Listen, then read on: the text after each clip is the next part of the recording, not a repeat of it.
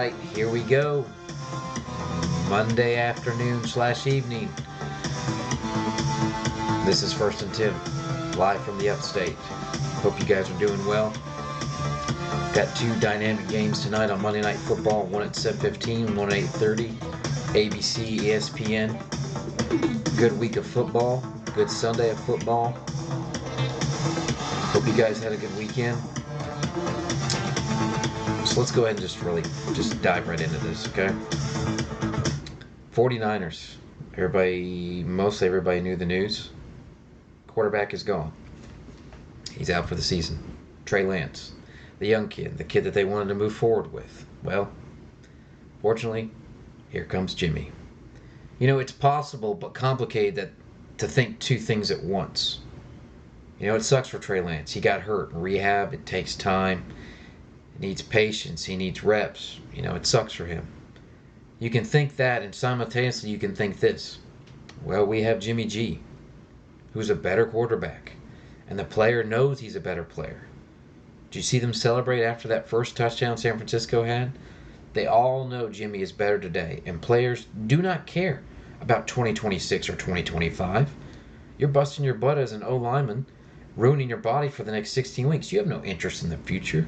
Your interest is now. Your interest is Sunday. Your interest is winning now. And San Francisco is now a better football team. Well, yeah, but we didn't like the play calling they did before. Well, Shanahan was calling plays for a young quarterback that he thought would be effective. By the way, this is why they re-signed Jimmy G, and in my opinion, they should have restructured his deal this morning. $6 million is not enough. They knew Trey Lance, a distributor, a passer, wasn't ready yet, so we'd have to run him a lot. But they were concerned. It's football. He could get banged up. Case in point this morning. He did, and you know Jimmy G comes in and he's like, well, I like the play. Now everybody's like, well, I like the play calling better. Well, that's because they're not going to run Jimmy G, because he can throw from the pocket. So the Niners yesterday went from the teaching business to the winning business. They were in the teaching mode when the day started. Let's be patient. Let's give Trey time. Get him snaps. Now they're in, let's go win games. So you can think two things at once. You can feel bad for this kid, and it sets back his career, but also think immediately, watch the Niners. They don't have their Hall of Fame tight end or star running back. And you can't have those two cogs missing and try to teach a quarterback how to play. That's why they couldn't move the ball. They need Jimmy G more than ever right now. The Rams are for real. Arizona is knocking at the door in the division. The schedule ahead looks tough, but with no tight end, no running back, and your O-line on the right side is just okay, it's not the time to teach someone to play a position. That's the most important position in football. Niners are built to distribute the ball to their playmakers, and that is Jimmy G's strength and Trey Lance's weakness. Teammates want to be on the winning business. Go back and look at a reaction of the team after the San Francisco scores. These guys like Jimmy. They know Jimmy. For all the doubters, NFC Championship, Super Bowl he played in, where he led Mahomes in the fourth quarter. It's like you guys weren't even watching the games. It's all right to admit Niners are better today this season with this quarterback, and it stinks for the kid. But in a weird way, here's the silver lining. Say they can continue with, the injury didn't happen, and say they continue with Trey Lance in 3 weeks, and they didn't perform well. The record's like 1-5. And you could set him back psychologically by benching him. Screw with his head. Well, this is just an injury. Everybody gets them. You get rehab and be confident so you can get better. Where it really messes with your head is you say, nah, we don't think you're good enough. Week 6, you're 1-5, we're benching you. You win more now. You get back to being healthy for 6 months. Start practicing again. Working out whatever prognosis is, which it says ankle injury. I don't know. I'm not a doctor. Here's what Jimmy G had to say after the game. He goes, yeah, I'm comfortable here. Players, the scheme. I'm sad this happened to Trey, but I was ready in case it did and want to take advantage of the opportunity. Shanahan is smart. You say, why did they bring him back? Because the Niners coaches had watched practice, and all the reporters said in camp the accuracy is the problem. So they brought him back. Why? We're struggling with accuracy thing. We're struggling with this accuracy thing. So we're gonna do a lot of running, RPOs, and Trey, you're gonna get hit. So there's a chance he's gonna get dinged up in the season. And with this skill set, that's how they currently picked up first downs, and we saw it. It's what they felt, the way to move the sticks. And he's young, and he got hurt. He'll be fine. San Francisco has proven they draft well, they develop, they win a lot of games, they beat McVay, they know what they're doing. This is not ideal, but today they are a more viable championship team than they were 24 hours ago. Out of the teaching business and into the winning business. So I predicted this Friday. Rodgers and the Packers coming off a loss and taking home to play either the Lions or the Bears, crushing them, and all is forgotten. These primetime games with Aaron against a bad opponent, a bad opponent, particularly in the divisions, it's a good old just rinse and repeat, and all is forgotten. They lose to a good team. I'm talking about Minnesota, if you guys weren't paying attention. They lose to Minnesota. Rodgers is getting moody. He blames somebody else. He's got bad body language. They come home. Remember, networks love Lambeau Field and the Bears. It looks fantastic. It has historic relevance. You get Rodgers to win. Everybody's happy. It seems to happen when Packers play bad and really need a win, whether beginning or middle of the season. They end up playing Chicago.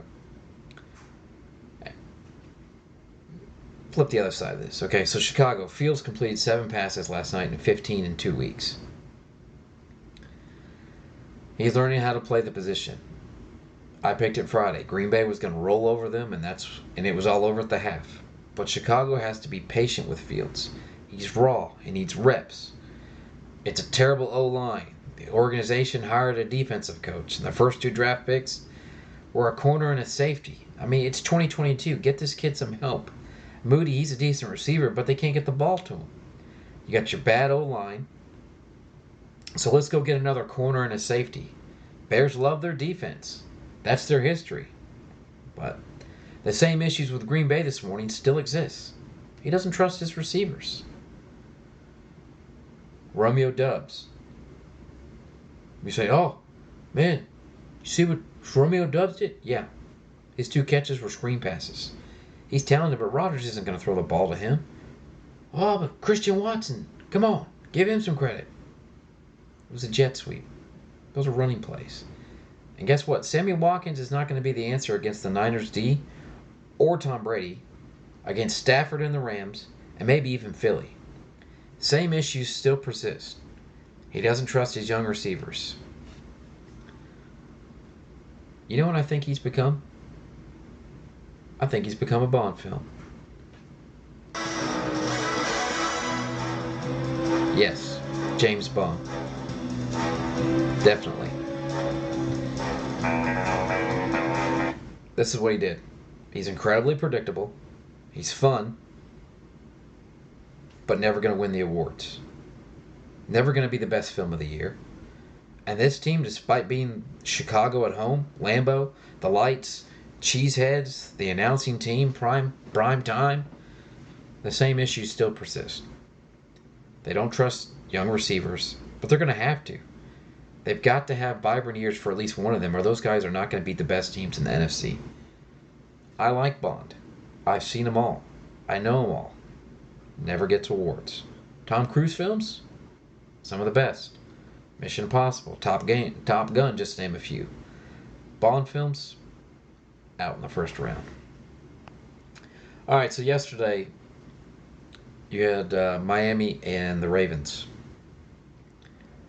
Lamar played Tua. Everybody's praising Tua. Did you happen to look at Lamar's numbers? Lamar is great at something, and he's a better thrower when the opportunity comes. Tua's good at a couple things. Even though Tua got the love today, I think Lamar's the better player. Big comeback, the NFL, it's easy to talk about, I know. But I think Lamar is easy to root for. And if I was Baltimore, I'd pay him. Power off. All right, switching to college football. The new rankings came out. Not a lot of changes in the top 10. You got Georgia number 1, Alabama 2, Michigan 3, Ohio State 4, Clemson 5, Oklahoma, USC, Kentucky's at 8. Oklahoma stays at 9, and Arkansas is at 10. Kentucky is what I'd have my eye on. Caught the highlights of the Oklahoma game, and I think Oklahoma should actually be down there in the top 5. Oklahoma looks great. Obviously, Georgia's the best team right now. Oklahoma would be the second best from what I've seen from the highlights. Then it goes Alabama, and then Michigan. Michigan has a quarterback with an arm finally. You know, Harbaugh has been a power coach. They can play that game and sling it downfield. USC, who I ranked, let's see who they ranked. USC was number 7. I think they're a little overvalued, not because of the quality of the opponents that they're playing. They look very good offensively, but they get these leads. And what happens if UFC plays trailing? See, they basically jump on teams with big leads. They're going to score points, and they probably have a top 3 or top 5 offense. But they've had the opportunity to play with huge leads and win the games, and it makes your defense looks better than it is. So they play Oregon State this weekend. I think it'll be an interesting game. I don't even know what time the game is, but they might have to play from behind on the road this weekend, in my opinion. And then the defense, you know, they're facing offenses that have to throw and have decent pass rushes. So I think that'll be an interesting game. A little baseball news. Last night, Aaron Judge, he hit his 58th and 59th home run. He's slowly inching only 2 away from tying the AL single season record. So he's at 59 runs so far. I mentioned tonight you got 2 games on Monday Night Football. The Bills are favored by 10 points tonight. They're playing the Titans. There's going to be some weather. I think Gabriel Davis of the Bills is not playing. He's like the number 2 behind Stephon Diggs when it comes to receivers. So the Bills are favored by 10. The Titans, I believe, are a good underdog. They took the number 1 seed in the AFC last year. It'll be relatively close, but I think the Bills will win it. You're going to watch a reasonable competitive game. Like I said, ESPN 7:15 primetime. The unders in the NFL are with a primetime game. The unders in the NFL are 5-0. So you can take that as it is. The other game is at 8:30. Philly, I got them beating Minnesota. Philly's very productive. It's going to be a more entertaining game. If you want to watch a more entertaining game, this is the game that I would watch. But I still feel like it'll be like a 27-24. Cousins is 2-9 on Monday Night Football. The Vikings are coming off a big divisional win. And, you know, the Eagles have been thinking all week, they're like, okay, well, we let the Lions take 35 points, and they've heard it. And they said, you know, people said, oh, well, the Eagles are a mess. So that's why I think they'll take that into the game tonight. Vikings been holding Rodgers' number over their heads. Heard all week how great they are, you know. So I think the Minnesota Vikings and the Buffalo Bills, they're going to come back down off the mountain a little bit, you know. Be 2 competitive and close games, I think, tonight. And that's my take for today. This has been First and Tim. You guys have a good night. We'll see you Wednesday.